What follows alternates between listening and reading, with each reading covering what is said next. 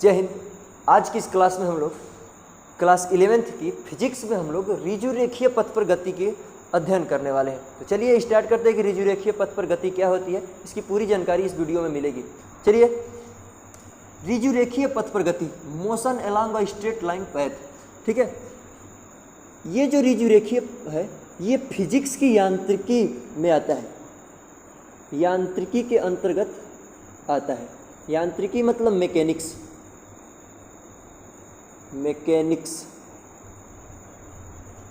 Mechanics कहते किसको है?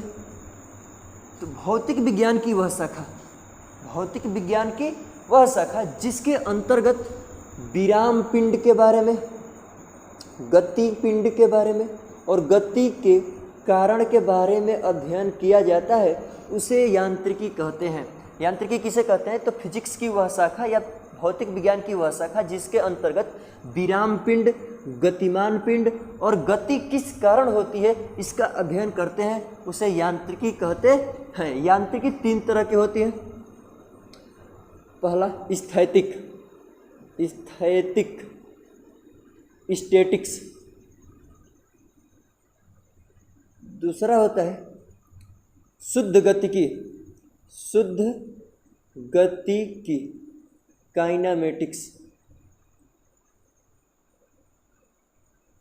और तीसरा होता है गतिकी,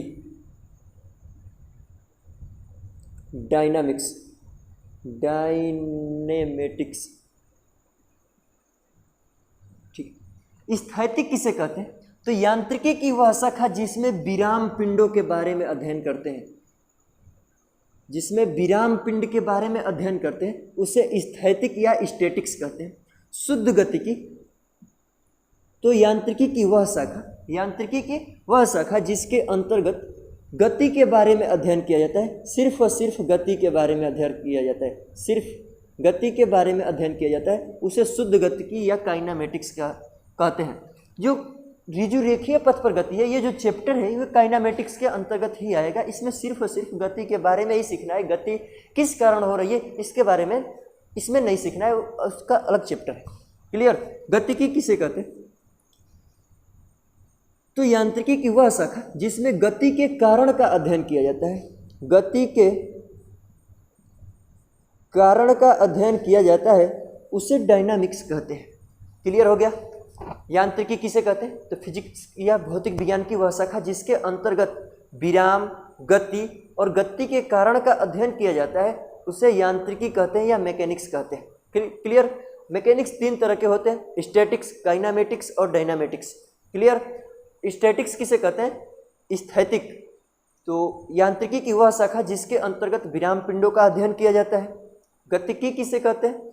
जिसके अंतर्गत गति के होने के कारण का अध्ययन किया जाता है। और काइनामेटिक्स मतलब शुद्ध गतिकी किसे कहते हैं? तो जिसमें गति के बारे में बस अध्ययन किया जाता है, उसे शुद्ध गतिकी कहते हैं। इतनी बात क्लियर हो गई होगी, आपको अच्छी तरह से समझ में आ गया होगा।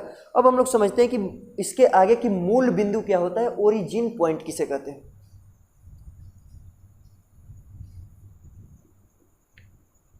मूल बिंदु,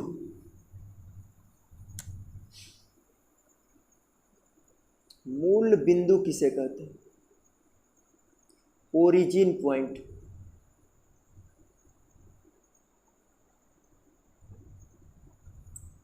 ठीक है, मूल बिंदु किसे कहते हैं? मूल बिंदु वह बिंदु होता है जहां से किसी वस्तु की स्थिति को बताया जाता है, जहां से किसी वस्तु की दूरी को नापा जाता है, जहां से किसी वस्तु को बताया जाता है कि इतना दूरी पर है, इतना दूरी पर, उसे कहते हैं मूल बिंदु। जैसे समझते हैं हम लोग, जैसे एक स्कूल है, ये स्कूल है, इस स्कूल की दूरी यहाँ से मान लेते हैं, यहाँ एक लड़का है, इस लड़के के घर से स्कूल की दूरी मान लेते हैं 2 किलोमीटर है, 2 किलोमीटर है। एक दूसरा लड़का है, इसके घर से इस स्कूल की बीच की दूरी मान लेते हैं 3 किलोमीटर है। एक लड़के के घर से 4 किलोमीटर है। ठीक है, तो ये सब दूरियां कहाँ से नापी जा रही है? इन बच्चों के घर से स्कूल की दूरी नापी जा रही है। तो मूल बिंदु इनका घर ही होगा जहाँ से किसी दूरी को नापेंगे। जैसे स्कूल की दूरी इन सभी लड़कों के घर से नापा जा रहा है, इन सभी विद्यार्थियों के घर से नापा जा रहा है, तो ये मूल बिंदु इनका घर ही होगा। मूल बिंदु का होगा जहाँ से किसी वस्तु की दूरी को मापते हैं उसे कहते हैं मूल बिंदु। क्लियर हो गया। अब हम लोग समझते हैं कि निर्देशांक अक्ष क्या होता है। निर्देशांक अक्ष किसे कहते हैं? निर्देशांक अक्ष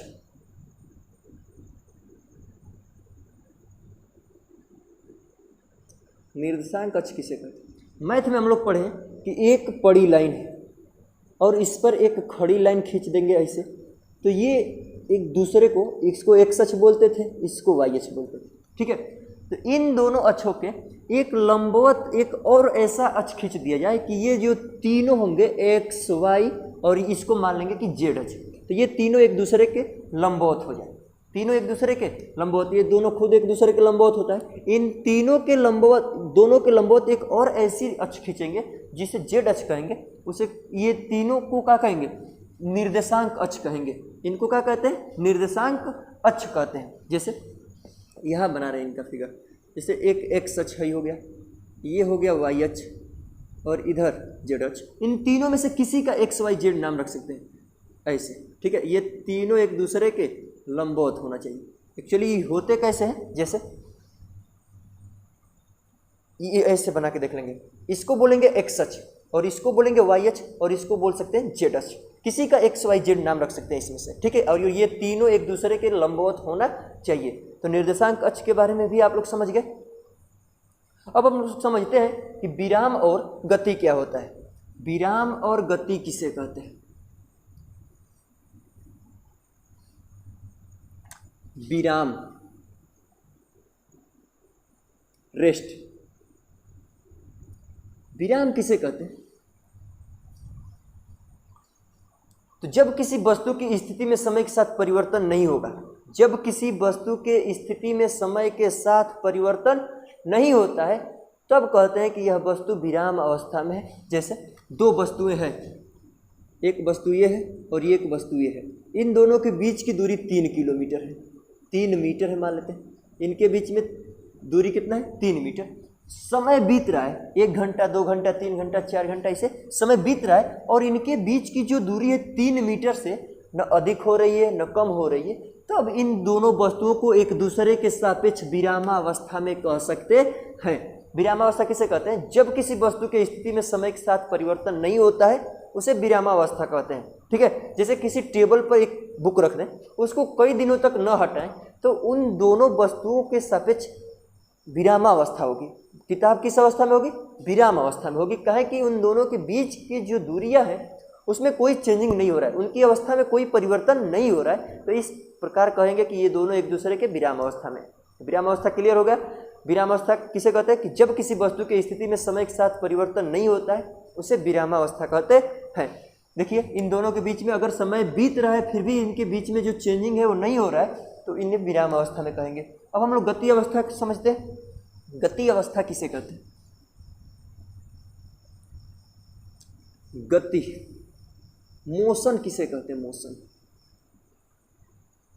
तो जब किसी वस्तु की स्थिति में समय के साथ परिवर्तन होता है उसे गति अवस्था कहते हैं।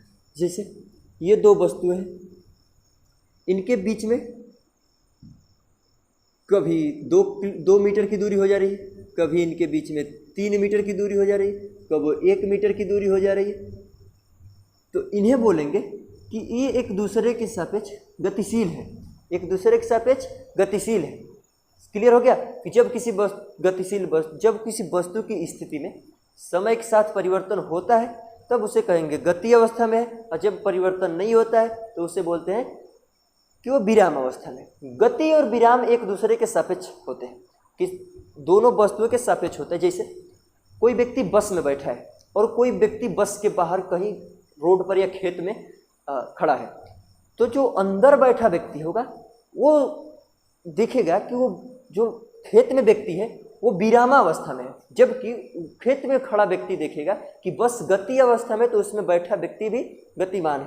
तो एक दूसरे के रिलेटेड होते हैं। कैसे पता करेंगे? ये समझ ही गए होंगे आप लोग। तो चलिए अब हम लोग समझते हैं कि गति के जो प्रकार हैं बीमा के अनुसार, दिशाओं के अनुसार कितने तरह के होते हैं। दिशाओं के अनुसार जो गति होती है वो कितने प्रकार की होती है। दिशाओं के आधार पर बात करें गति की, तो गति दिशाओं के आधार पर 3 तरह की होती है। ठीक है, तीन तरह की होती है यह गति दिशा के अनुसार। किसके अनुसार? दिशा के अनुसार। इसके प्रकार की बात करें तो तीन तरह की होती है।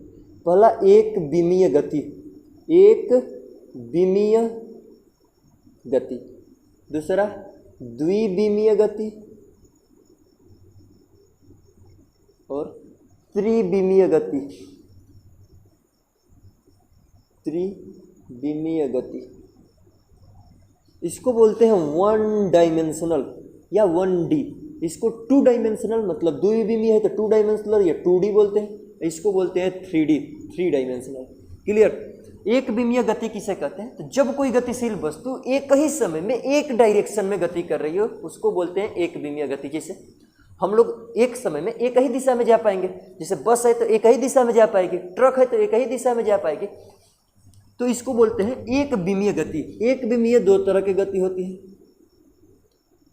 एक होता है क्षैतिज, एक होता है क्षैतिज गति और दूसरा होता है ऊर्ध्वाधर। ऊर्ध्वाधर एक विमीय गति दो प्रकार से हो सकती है, या तो वो क्षैतिज में होगी और नहीं तो ऊर्ध्वाधर में होगी। क्षैतिज का मतलब एक डायरेक्शन में जाएगा क्षैतिज जैसे, और ऊर्ध्वाधर का मतलब कोई ऊपर फेंकेंगे वस्तु तो ये भी एक समय में एक ही डायरेक्शन में ऊपर जा पाएगी या ऐसे जा पाएगी। तो इस प्रकार की गति को बोलते हैं वन डायमेंशनल या एक विमीय गति। अब हम लोग समझते हैं द्विविमीय गति किसे कहते हैं।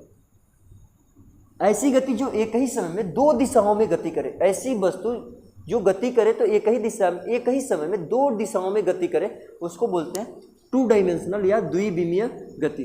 द्विविमीय गति तीन तरह के होते हैं। द्विविमीय गति तीन तरह की होती है। वृत्तीय गति, ठीक है, वृत्तीय गति हो गया। उसके बाद होगा प्रक्षेप्य गति, प्रक्षेप्य गति। तीसरा होता है सरल आवर्त गति, सरल आवर्त गति। ठीक है, कैसे हम लोग समझेंगे कि ये द्विविमीय है, कैसे काम करेगा। वृत्तीय गति द्विविमा में एक ही समय में कैसे, द्विविमा में बात करेगा दो डायरेक्शन में कैसे जाएगा, प्रक्षेप्य गति भी कैसे जाएगा और सरल आवर्त गति भी कैसे काम करेगी। ठीक है, वृत्तीय गति किसे कहते हैं? तो जब कोई गतिशील वस्तु किसी वृत्ताकार मार्ग पर गति करती है तो इसकी गति वृत्तीय गति कहलाती है। जैसे कोई वस्तु है ये वृत्ताकार मार्ग पर गति कर रही है ऐसे, ठीक है, तो इसकी जो गति होगी वो वृत्तीय गति कहलाएगी। ठीक है, वृत्ताकार मार्ग पर जो गति करेगी तो इसकी गति वृत्तीय गति कहलाएगी। जैसे इससे पहले हम लोग पढ़े हैं मूल बिंदु किसे कहते हैं? जहाँ से किसी वस्तु की स्थिति को मापा जा सके उसे मूल बिंदु कहते हैं। तो कहीं से भी माप सकते हैं। माना यहाँ से इस वस्तु का मूल बिंदु है तो इधर होगा एक्स अक्ष और ऊपर होगा वाई अक्ष। तो यहाँ से इसकी अगर स्थिति हम लोग ज्ञात करें तो ये वस्तु जो है यहाँ से कोई पिंड चलना स्टार्ट किया तो इसकी जो स्थिति होगी एक ही समय पर दो होगी। जैसे एक्स अक्ष पर इतना कवर किया तो वाई अक्ष पर इतना, यहाँ पे वाई अक्ष पर यहाँ कवर किया तो एक्स अक्ष पर इतना कवर किया, तो एक ही समय में डबल डायरेक्शन कवर कर रही है तो इसको बोलेंगे 2D। एक ही समय पर ये वाई अक्ष पर इतना, एक्स अक्ष पर इतना कवर किया। क्लियर है? तो आप लोग समझ गए होंगे कि वृत्तीय गति क्या होती है। कि वृत्तीय गति जो किसी कोई गतिशील वस्तु वृत्ताकार मार्ग पर गति करती है तो उसकी गति वृत्तीय गति कहलाती है। और ये द्विविमीय के अंतर्गत आता है क्योंकि ये एक ही समय में दो दिशाओं को कवर कर रहा है। क्लियर? प्रक्षेप्य गति किसे कहते हैं? प्रक्षेप्य गति किसे कहते हैं? कुछ इसमें मिटाया जाए। प्रक्षेप्य गति न ऊर्ध्वाधर किसी वस्तु को गति कराया जाए न क्षैतिज गति कराया जाए, न ऊपर न क्षैतिज, बल्कि इसको इन दोनों के बीच में ऐसे गति करा दिया जाए तो ये इस प्रकार की गति को प्रक्षेप्य गति कहते हैं। और प्रक्षेप्य गति कैसे 2D होगा देखिए ध्यान से। ये है एक्स अक्ष और ये है वाई अक्ष। यहाँ से कोई वस्तु गति कर रही है तो यहाँ पे जो देखेंगे तो यहाँ पे वाई अक्ष इतना और एक्स अक्ष इतना कवर कर रही है। यहाँ पर वाई अक्ष यहाँ पे, एक्स अक्ष यहाँ पे, वाई अक्ष यहाँ तक गई और एक्स अक्ष यहाँ तक गई। तो एक ही समय में ये दो दिशाओं को तय कर रही है। तो प्रक्षेप्य गति भी 2 डायमेंशनल के अंतर्गत आता है। समझ गए होंगे? सरल आवर्त गति किसे कहते हैं? तो जब किसी पिंड को किसी धागे या किसी रस्सी से बांधकर